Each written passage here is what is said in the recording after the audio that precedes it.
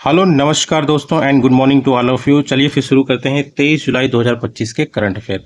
तो सबसे पहला करंट अफेयर है दोस्तों, China's Brahmaputra dam project. Actually क्या है, अभी इसने इसका मतलब कंस्ट्रक्शन स्टार्ट कर दिया है ब्रह्मपुत्रा रिवर पे, तो थोड़ा सा न्यूज़ में है।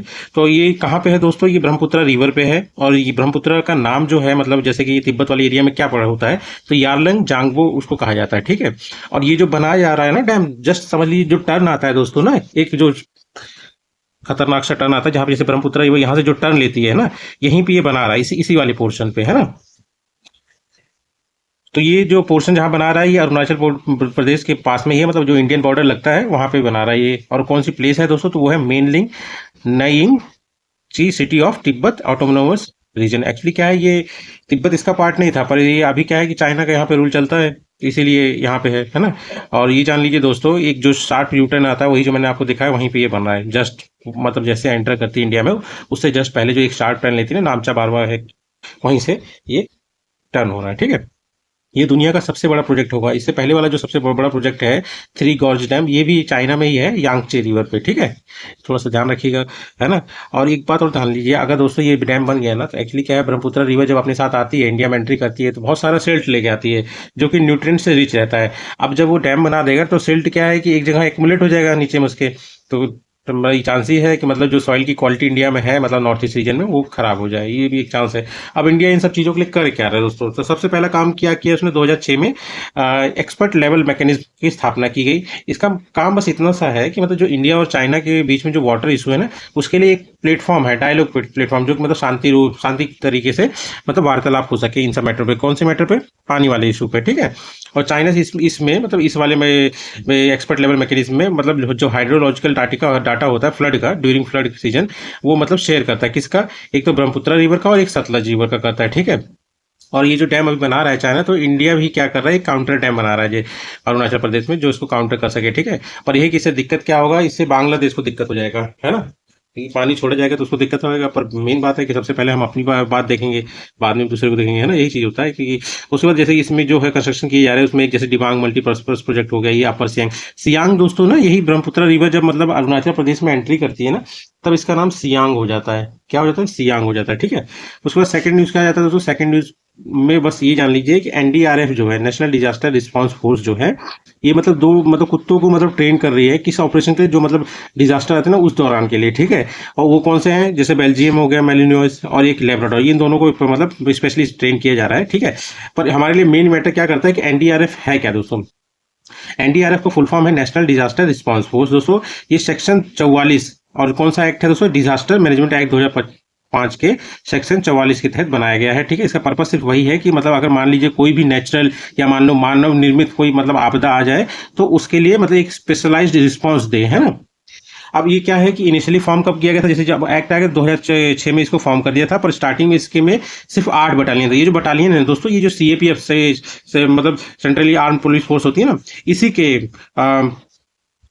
इसी सेंट्रल आर्म पुलिस फोर्स में मतलब जो होते हैं, जैसे जैसे बीएसएफ आ गया, उसके बाद आपका सेंट्रल रिजर्व पुलिस फोर्स आ गया, सीआईएसएफ आ गया, आईटीबीपी आ गया, एसएसबी आ गया, एनएसजी आ गया, असम राइफल्स आ गया, इन्हीं सबके जो जवान होते हैं ना, उन्हीं को इसमें मतलब लिया जाता है इसे डिजास्टर रिस्पांस फोर्स में, ठीक है।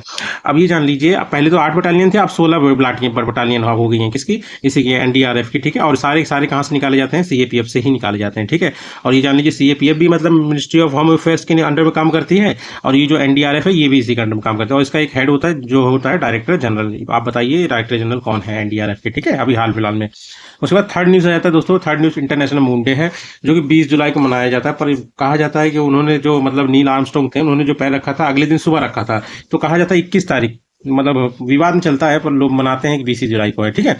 और सबसे बड़ा विवाद ये चलता है कि मतलब ये क्या है कि मतलब फेक है, मतलब कहते हैं लोग, है ना, पता नहीं फेक है कि नहीं है, क्योंकि उस समय जो हाई क्वालिटी पिक्चर मतलब यूज किया गया था, तो वो मतलब आना उस समय मुश्किल था, मतलब वो भी मतलब स्पेस में, इसीलिए लोग बोलते हैं कि फेक है, मतलब ऐसा ही कुछ, ठीक है। पर मेन बात हम लोग को उससे मैटर नहीं करता, हम लोग बस इतना जाना कि 20 जुलाई को इंटरनेशनल मून डे मनाया जाता है। और ये एनिवर्सरी होती है अपोलो 11 जो प्रोजेक्ट था ना मून लैंडिंग का 1969 में, उसकी एनिवर्सरी के रूप में मनाया जाता है, जिसने मतलब ये एक अचीवमेंट पाया था कि एक ह्यूमन ने पहली बार चांद पे कदम रखा था। क्या नाम था उनका, नील आर्मस्ट्रांग। बस ये विवाद तो बहुत है इसकी बातों में, ठीक है, मतलब किसी को यकीन होता नहीं, पर ठीक है, हमको क्या लेना देना इससे, है ना। फोर्थ न्यूज़ और फोर्थ करंट अफेयर क्या है दोस्तों। अब ये तो मैंने आपको बताया था कि नायरा रिफाइनरी जो है मतलब सैंक्शन किया गया है यूरोपियन यूनियन के द्वारा, ठीक है। आप इसमें जान लीजिए जो नायरा रिफाइनरी को मतलब इन्होंने ये सैंक्शन किया है, ये सिर्फ इसलिए किया है क्योंकि इसमें शेयर था रशिया का 49.13 है ना, रशिया की मदद से बनाया गया था द्वारका गुजरात में, ठीक है। तो अब इसमें थोड़ा सा जान लीजिए यूरोपियन यूनियन के बारे में। यूरोपियन यूनियन मतलब 27 देशों का एक ग्रुप है, ठीक है। ये जान लीजिए पॉपुलेशन के हिसाब से ग्लोबली ये 5.5% ही है, पर ये अगर आप ग्लोबली जीडीपी में कंट्रीब्यूशन देखेंगे इसका तो 14 से 17% है, बहुत ह्यूज है ये एक तरह से, ठीक है, इतनी सी पॉपुलेशन में, है ना। और ये कब बनाया गया था दोस्तों, ये 1993 में बना था बाय ट्रीटी ऑफ मास्ट्रिच, ठीक है। अब ये यूरोपियन यूनियन का सबसे बड़ा देश कौन सा है दोस्तों, वो है फ्रांस। और सबसे नया जो जुड़ा है वो 2013 में क्रोएशिया जुड़ा था, ठीक है। और सबसे इंपॉर्टेंट ध्यान रखिए यूरोपियन यूनियन से 2020 में यूके ने मतलब बाहर हो गया इस चीज से, ठीक। उसके बाद आता है फिफ्थ न्यूज और फिफ्थ करंट अफेयर। ये क्या है दोस्तों, नेशनल फाइनेंशियल रिपोर्टिंग अथॉरिटी। ये अभी हाल फिलहाल में न्यूज में इसलिए क्योंकि इनके चेयरमैन नए चुने गए हैं। क्या नाम है उनका, नितिन गुप्ता, ठीक है। ये एक स्टैट्यूटरी बॉडी है, ठीक है, मतलब किसी एक्ट के थ्रू बनाएगा और इसका हेडक्वार्टर न्यू दिल्ली में है। ये बना मतलब स्टैब्लिश हुआ था 1 अक्टूबर 2018 को। किसके अंडर में है दोस्तों, मिनिस्ट्री ऑफ कॉर्पोरेट अफेयर्स, ठीक है।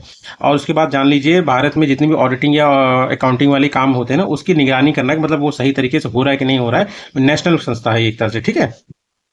उसके बाद आता है दोस्तों सेनेगल। सेनेगल क्या है दोस्तों, सेनेगल एक कंट्री है जो कि अफ्रीका में मिलती है। अफ्रीका में भी वो मान लीजिए आप वेस्ट वाले पोर्शन में मिलती है। मैं आपको एक बार मैप निकालता हूँ ताकि आपको हमेशा के लिए क्लियर रह जाए।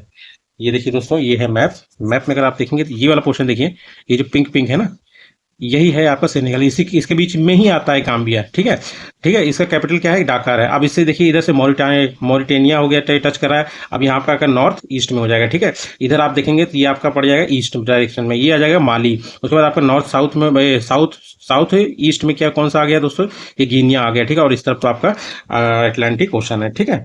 1 2 3 कंट्रीज। और अंदर में देखेंगे तो ये गुनिया भी है और ये बीच में गाम्बिया भी है, ठीक है, बीचों बीच में है वो, ठीक।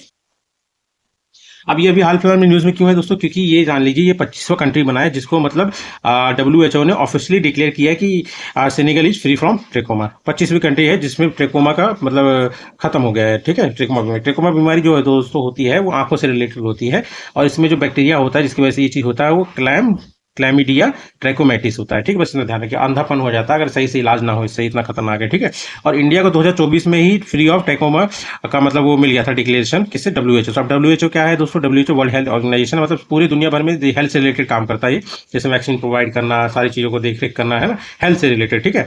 अब रेगुलर इन्फॉर्मेशन पहुंचाना सबको, ठीक है। अब इसके जो मतलब डायरेक्टर जनरल क्या नाम है उनका, टेड्रोस एधेनोम घेब्रेयेसस, ठीक है। अब ये जान लीजिए इसकी स्थापना 7 अप्रैल 1948 में हुई थी। हेडक्वार्टर जिनेवा स्विट्जरलैंड में, और मेंबर कितने हैं, 194, ठीक। उसके बाद आता है सेवंथ न्यूज और सेवंथ करंट अफेयर। ये क्या है दोस्तों, आईमून 2025। ये इसका फुल फॉर्म क्या होगा, India international movement to unite nations 2025। ये एक्चुअली क्या है, स्टूडेंट्स के द्वारा किया जाता है दोस्तों, मतलब जैसे यूनाइटेड नेशन करते हैं ना, वैसे ही है इसका मतलब। अलग अलग कंट्री के लिए अलग अलग रिप्रेजेंटेटिव होते हैं, इंडिया को मतलब प्रमोट करना एक तरह से, ठीक है। स्टूडेंट द्वारा चलाया जाता है, 13 से 19 साल के मतलब एक संगठन है। और किसने स्टार्ट किया था इसको, ऋषभ शाह नाम था, 2011 में। हेडक्वार्टर मुंबई में है इसका, ठीक है। ये कहाँ पे हुआ है अभी हाल फिलहाल में, इसका यूपी नोएडा में, ठीक। और साल भर चलता है ये दोस्तों, ठीक है। ये टाइप ऑफ कॉन्फ्रेंस जो पूरे साल अलग अलग सिटीज और देशों में आयोजित किया जाता है, ऑर्गेनाइज बाय आयोमिन संगठन, यही आयोमिन संगठन। इसमें ध्यान रखना ऋषभ शाह है इसके फाउंडेशन मेंबर, ठीक। उसके बाद 8th न्यूज आया था दोस्तों, नेशनल फ्लैग डे। ये कब मनाया जाता है दोस्तों, 22 जुलाई को मनाया जाता है। क्यों, क्योंकि 22 जुलाई 1947 को जो हमारा नेशनल फ्लैग था, फाइनल जो नेशनल फ्लैग था, उसको अडॉप्ट किया गया था कॉन्स्टिट्यूशनल असेंबली के द्वारा, मतलब ऑफिशियली, ठीक है। अब इंडियन नेशनल फ्लैग का आप जान लीजिए सबसे पहली बार कहाँ फहराया गया था, तो ये कोलकाता में फहराया गया था, जिसका डिजाइन पिंगाली वेंकैया जी ने किया था। और वो कौन सा दिन था, 7 अगस्त 1906, ठीक। अब 7 अगस्त 1906 को जो झंडा फहराया गया था दोस्तों, वो ये था, ये देखिए आपको बीचों बीच में दिखेगा, ये है, ठीक है। उसके बाद आपका आ जाता है पहला जो झंडा फहराया गया है बाहर में, फर्स्ट टाइम आउटसाइड इंडिया, ठीक है, फहराया गया था तो by madam Bhikaji in Germany, ठीक है। अब 1931 में आ जाता है कराची सेशन, ठीक है। इंडियन नेशनल फ्लैग का वास्तविक रूप जो था इसी साया, बस ये था, इसमें एक चरखा था। वो कौन सा है, देखिए, ये देखिए आप, ये जो बीचों बीच दिख रहा है ना आपको 1931 वाला, ये है। उसके बाद 1931 के बाद 22 जुलाई 1947 को इसको एक्चुअली मतलब चरखा हटा के अशोक चक्र डाल दिया। और जो अभी वास्तविक रूप हमारे इस नेशनल फ्लैग का है वो है ये, देख रहे हैं ना, ये चरखा हटा दी, पहले चरखा था फिर चरखा हटा के इसको ला दिया गया अशोक चक्र को, ठीक है। फिर आ जाता है दोस्तों मोजाम्बिक। ये अभी हाल फिलहाल में न्यूज में क्यों है दोस्तों, क्योंकि इसके यहाँ पे एक रीजन है, एक जगह है जिसका नाम है कैबो डेल गार्डो रीजन। यहाँ पे एलएनजी प्रोजेक्ट स्टार्ट हो रहे हैं। कह रहे हैं अगर ये बन गया है तो ग्लोबली जो ग्लोबल कार्बन बजट होता है दोस्तों, है ना, उसका 17% ये खुद ही यूज कर लेगा पूरे ग्लोबल में, मतलब जितना अलाउड है, मतलब ग्लोबल कार्बन प्रोजेक्ट बजट मतलब ये होता है कि पूरे मतलब देश मतलब दुनिया में कितना मतलब मैक्सिमम मतलब इमिशन होना चाहिए CO2 या अदर ग्रीन हाउस गैसेज का, ठीक है। ये किसके द्वारा बनाया जा रहा है, फ्रांस, इटली और यूएसए मिलकर बना रहे हैं, उनकी कंपनियां मिलकर बना रही है। मोजाम्बिक है कहाँ दोस्तों, तो अगर आप देखेंगे मैप में सबसे कोने में है, ये देखिए ये वाला अफ्रीका के नीचे में है ना, आप एक तरह से देखेंगे तो ये आपका साउथ ईस्ट में पड़ जाएगा मोजाम्बिक, ठीक है, और यहाँ पे इंडियन ओशन हो जाएगा, ठीक। अब मोजाम्बिक से कौन कौन सटा हुआ दोस्तों, जिम्बाब्वे हो गया, इधर से आपका हो जाएगा आपका साउथ अफ्रीका, ये एक कंट्री लिस्ट हो जो कि साउथ अफ्रीका के अंदर में है, ठीक है। और इधर आपका आ जाएगा आपका कौन सा है, टंजानिया भी टच कर रहा है ना, ये मालवी हो मालावी हो गया, ठीक है ना, यही कंट्रीज हैं। अब ये न्यूज़ में इसीलिए है, ठीक है, कि अगर इसने ये प्रोजेक्ट बना लिया है ना, यहाँ पे ये प्रोजेक्ट चल गया तो मतलब ये पूरे मतलब दुनिया भर का 17% ग्लोबल एमिशन करेगा, मतलब जितना अलाउड है उसमें 17% यही कर देगा, ठीक है। अब ग्लोबल कार्बन बजट वही है कि एक लिमिट है कि कितना मतलब CO2 और ग्रीन हाउस गैसेज का इमिशन होना चाहिए, पर अगर इसका इमिशन एक्सटीड हुआ तो ये ग्लोबल वार्मिंग और क्लाइमेट चेंज को इंक्रीज करेगा, ठीक है। और अगर इसको एक्सटेंड नहीं करेंगे तो जितना हम लोग चाहते हैं 1.5 डिग्री सेल्सियस से नीचे रहेगा, और क्रॉस किया 1.5 डिग्री सेल्सियस ग्लोबल टेम्परेचर वो बढ़ जाएगा उससे ज़्यादा, ठीक है। उसके बाद 10th न्यूज़ और 10th करंट अफेयर क्या है दोस्तों, IIT रुड़को। ये क्यों न्यूज़ में, क्यों, क्योंकि दोस्तों इसने दुनिया का पहला AI मॉडल मतलब तैयार किया है, जो कि मतलब रीड एंड कन्वर्ट, मतलब जो एंशियंट मोदी स्क्रिप्ट है ना, जो मतलब मराठी लोगों का है, पुराने समय में यूज होता था मराठी लैंग्वेज के लिए, उसको कन्वर्ट कर सकता है, ठीक है, रीड करने के फॉर्म में, ठीक है, इनटू देवनागरी, ठीक है। First AI model to read and convert a ancient Modi script into Devanagari. इसको मतलब देवनागरी में कन्वर्ट करने के लिए यूज होगा, ठीक है। मोदी स्क्रिप्ट है क्या दोस्तों, ये वही है मैं जो बता रहा हूँ, मतलब जो मराठी लैंग्वेज है ना मिडिवल टाइम्स में, इसको यूज करने के लिए इस वाली स्क्रिप्ट का यूज किया जाता है मोस्टली जब महाराष्ट्र, कर्नाटक और उसके आसपास के एरिया में, ठीक है। IIT रुड़की तो मतलब काफी पुराना है, और इंस्टीट्यूट मतलब 1847 में स्थापना हुई थी, किसके द्वारा, जेम्स थॉमसन के द्वारा। और रुड़की ध्यान रखना यूपी में नहीं है, उत्तराखंड में है, ठीक है। अब 11th news 11th current affair क्या है दोस्तों, एक बुक है जिसका नाम है believer's dilemma, Vajpayee and the Hindu right's path to power. ये एक बुक है, किसके द्वारा लिखा गया, अभिषेक चौधरी। मतलब जो पॉलिटिकल कैरियर था ना अटल बिहारी वाजपेयी जी का, उसके बारे में थोड़ा सा इसमें बताया गया, ठीक है। अब जैसे उनका बर्थडे कब होता है, 25 दिसंबर 1924, ग्वालियर में हुआ था, मध्य प्रदेश के। और इसी को 25 दिसंबर को इसीलिए गुड गवर्नेंस डे मनाया जाता है। 3 बार PM रहे हैं, और भारत रत्न इनको 2015 में मिला है, और इंडिया के 10वें PM थे, ठीक है।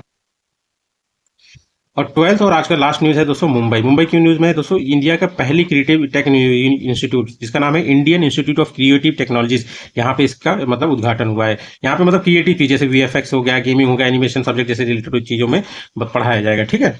चलिए ठीक है दोस्तों, तो फिर यही थे आज के करंट अफेयर, मिलते हैं हम लोग कल, और वीडियो अच्छा लगा तो प्लीज सब्सक्राइब करें चैनल ना। Thank you.